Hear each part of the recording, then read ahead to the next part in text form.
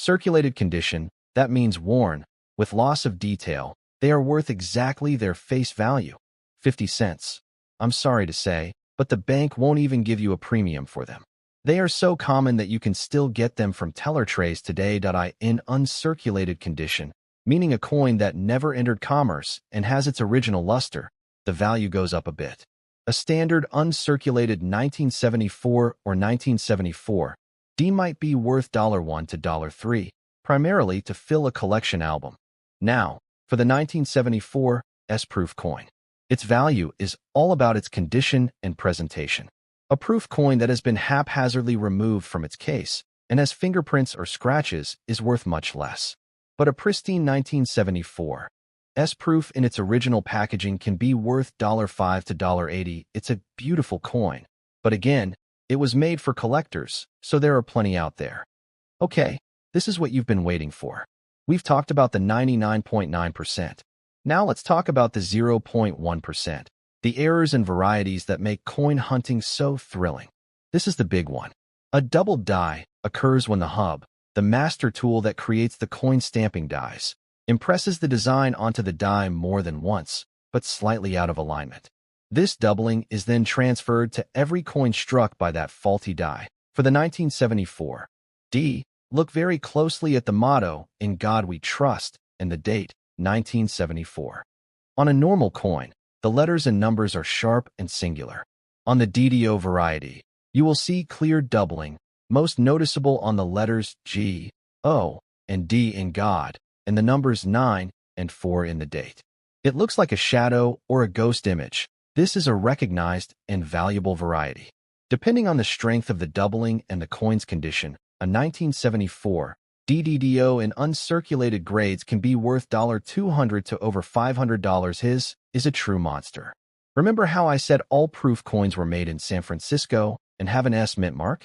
Well, due to a monumental minting error, a very small number of 1974 coins were struck using a proof die that Asterisk forgot to add the S mint mark hats right. These coins have the brilliant, mirror-like surfaces of a proof, but they lack the S mint mark. They are incredibly rare. If you think you have one, you must be certain it's not just a regular Philadelphia business strike that someone polished to look shiny. A genuine 1974 NOS proof Kennedy half dollar is a six-figure coin. In 2021, one graded by PCGS as PR67 sold at auction for over $120,000. If you find this, you have found one of the king errors of the modern series. Beyond specific varieties, look for dramatic mechanical errors. An off-center strike occurs when the coin blank isn't seated correctly in the collar, resulting in an asymmetrical design. The value depends on how far off-center it is. A 10% off-center might be worth $20, but a 50% off-center could be worth $100 or more. A clipped planchet error happens when the sheet of metal from which the blanks are punched overlaps a previous punch, creating a coin with a curved clip out of it. These are also very collectible. So, how do you become a coin detective?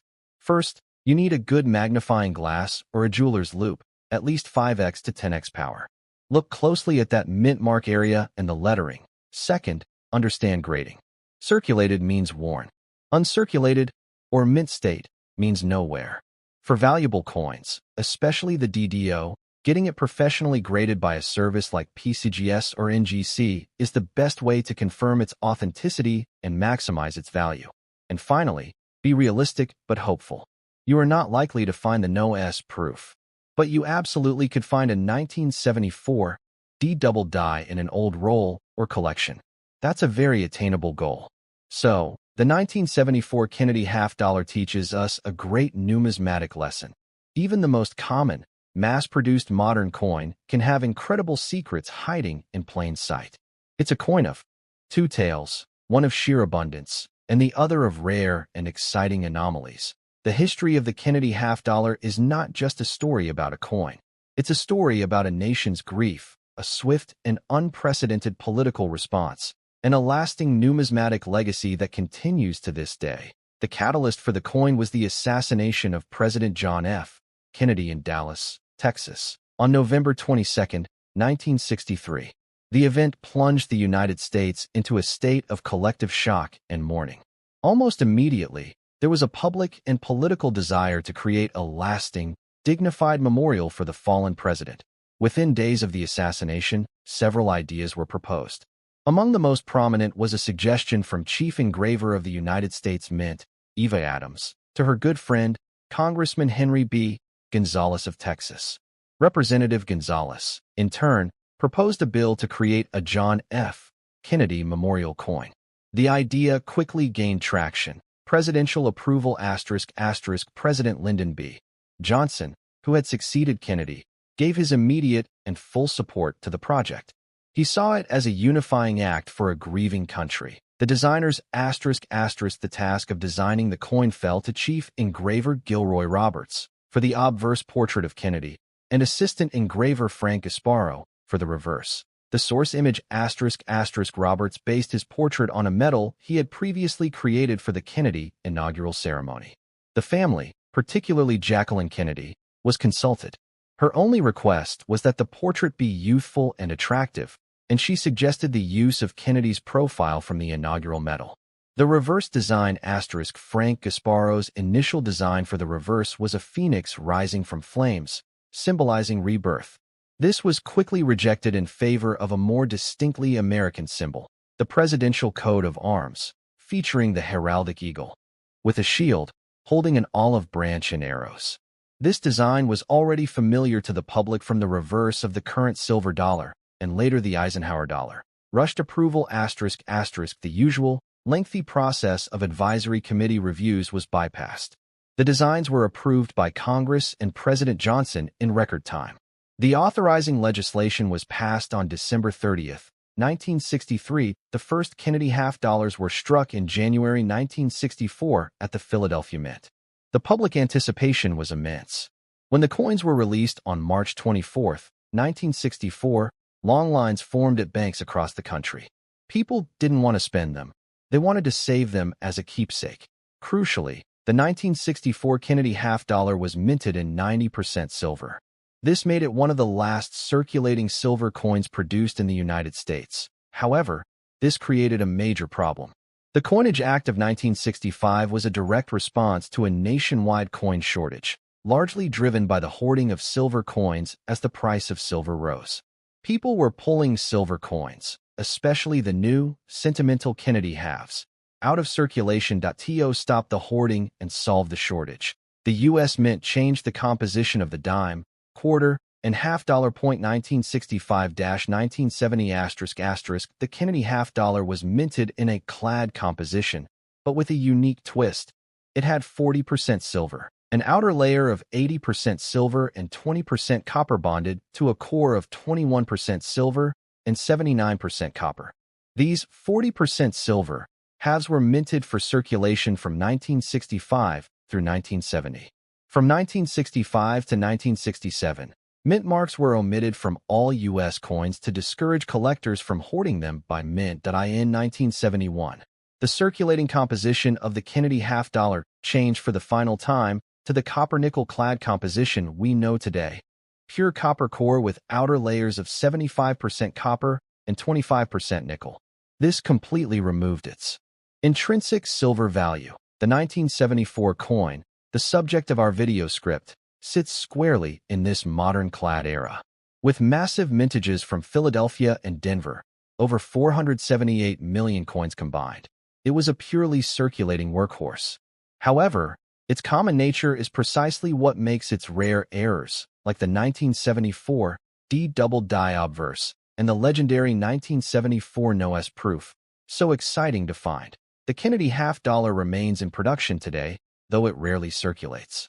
Its primary role is now numismatic, annual proof, and uncirculated sets ***. The San Francisco Mint produces special proof and mint sets for collectors. Special silver issues ***. Since 1992, the Mint has offered 90% silver proof versions in special sets. In 2014, a special 50th anniversary gold-proof Kennedy half was issued. A lasting tribute ***.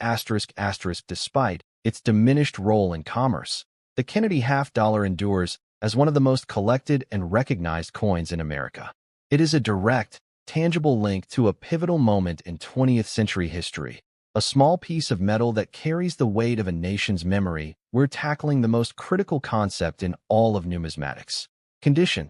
You can have the rarest date, the most famous mint mark, but if it's been run over by a train, its value is destroyed. Simply put, condition is the state of preservation of a coin. It's a measure of how much wear and damage it has sustained since the moment it left the mint. For a common coin like the 1974 Kennedy half-dollar, condition is everything. Coins are graded on a 70-point scale established by the American Numismatic Association, ANA.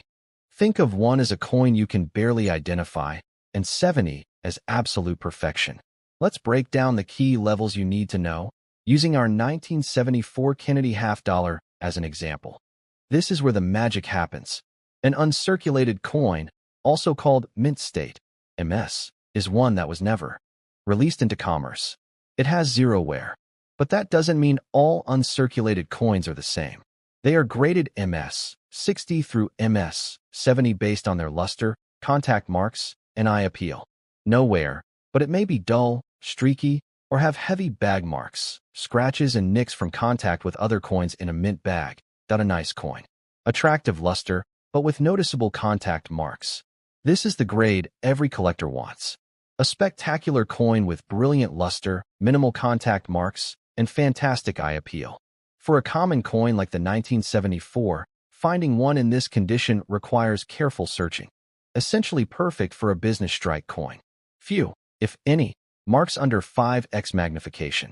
A 1974 in MS 67 is rare and worth a significant premium over a common MS 63. Remember our 1974 as proof? Proof coins have their own grading scale, from PR 60 to PR 70. The key features are a mirror-like background, called the field, and frosted design elements, called cameo. So, how do you apply this? Here's your action plan. 1. Get a good light source. A bright, neutral light is essential. Point 2. Use magnification. A 5x loop is the standard. Point 3. Focus on the high points. For the Kennedy obverse. That's Kennedy's hair above his ear and above his brow. Run your fingernail over it, gently. If it feels perfectly smooth and you see no breaks in the luster, you're likely in the uncirculated range. If it feels flat and worn, it's circulated. Point 4. Compare *. Look at your coin against the descriptions and images we've discussed. For the 1974 half-dollar specifically **, because it's so common, condition is the only thing that gives it any numismatic value beyond errors. A worn 1974 is 50 cents. A gorgeous gem MS 65 1974 might be a $5 to $10 coin. That's a 1,000% increase just based on condition. So, the next time you find a 1974 Kennedy half-dollar, don't just check the date and mint mark. Take a moment, look it over, and judge its condition. You're not just